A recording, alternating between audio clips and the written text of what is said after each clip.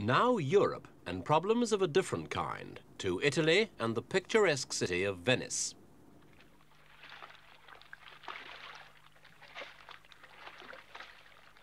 The latest floods swamped the city. It only takes a combination of circumstances to bring the people of Venice out in gumboots. A heavy rain, a wind from the south, and the wonder of Venice disappears beneath a metre of muddy seawater. That's what's happened yet again this November. And apart from the inconvenience it's caused, there's the incalculable damage to what many consider the most beautiful city in the world.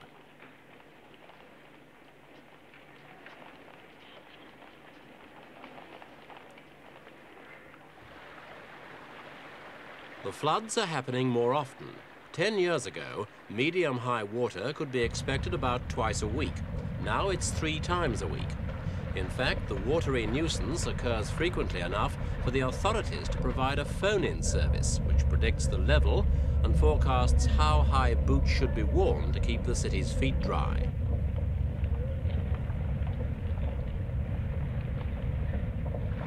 This was the scene in 1966. The same problem, people coping the same makeshift way, the city suffering, art lovers complaining. In 1966, Venice faced devastation. The danger was that the city would drown in the worst floods for 1,000 years.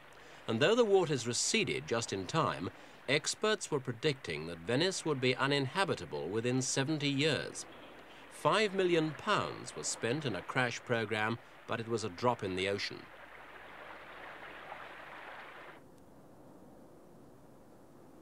If Venice were a less spectacular city, a less historic one, probably there'd be less outcry about its plight.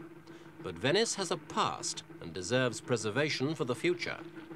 700 years ago, its rulers said, "Venice is a mighty habitation, and no power of emperor or prince can touch us." Venice was strong.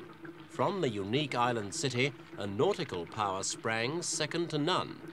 But the sea has been its making and its undoing.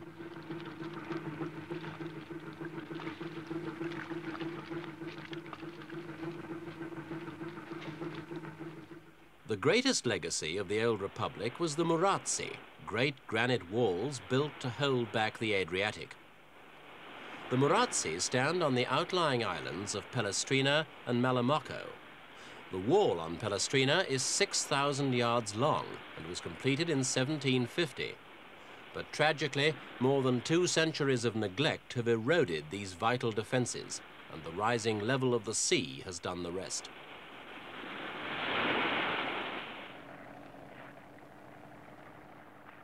Modern industry has also played a part in the decline of Venice.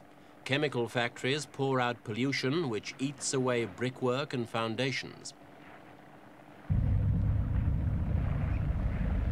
More sinister is the gradual undermining of the city itself. You'd think here of all places there'd be no shortage of water, but industry makes heavy demands on supplies from under the city. It's one reason why Venice is slipping below the waves at the rate of almost half an inch a year.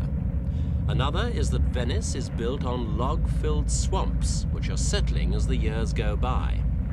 Meanwhile, as the city settles lower, the Mediterranean waters are rising. By the year 2048, Venice might have disappeared completely.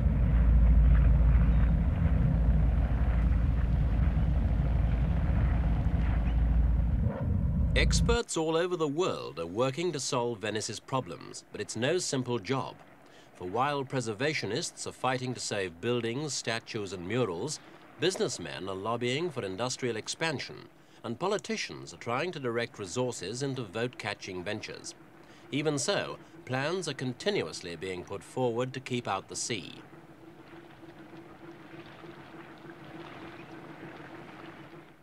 This one is the caisson system.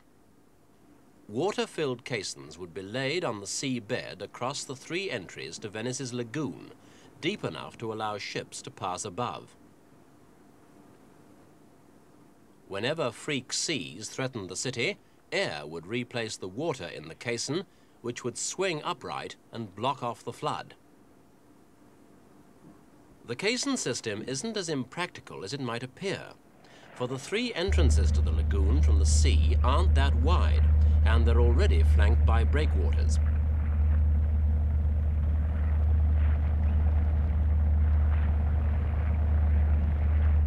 This is the shutter method. It calls for dams built to incorporate a giant pivoted disc over which shipping traffic could pass. When dangerous seas were forecast, the disc could be swiveled up flush with the dams and prevent the waters of the Adriatic entering the city.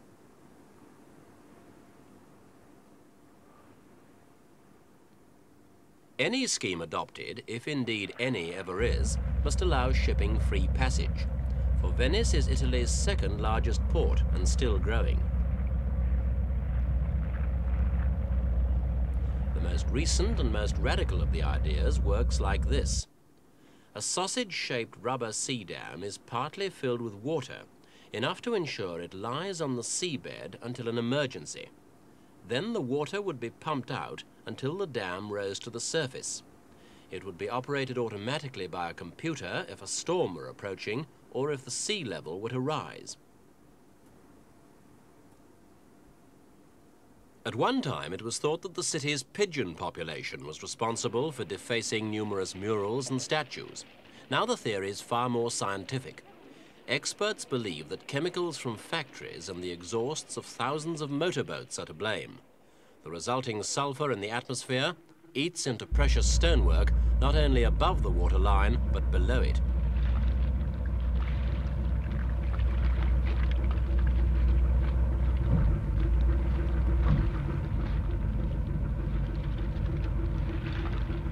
So the glory that was Venice is being attacked by both sea and air.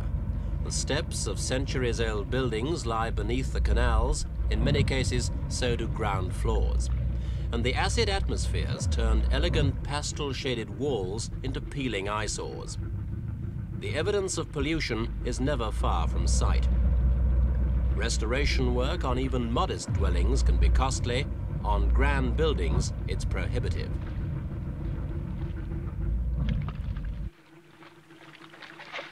Apart from help and advice, financial aid has also been flowing in. Outside Italy, numerous charities and foundations have sprung up, and a £300 million loan has been guaranteed by UNESCO to shore up various relief programs. None of the schemes has made any impact, and there are serious doubts that any of the money's been spent on Venice at all.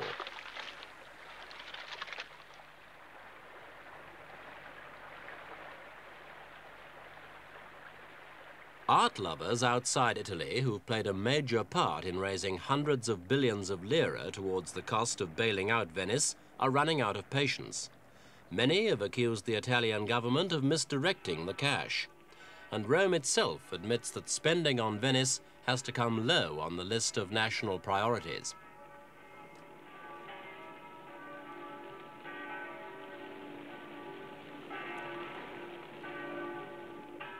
The facades and statues, though crumbling, are still a source of delight to millions of tourists who come every year to click cameras at them on package holidays. But now a new breed of visitors becoming more common here. They're preservationists who are sick of hearing somber warnings about the city's demise. They're people who want to do something about it.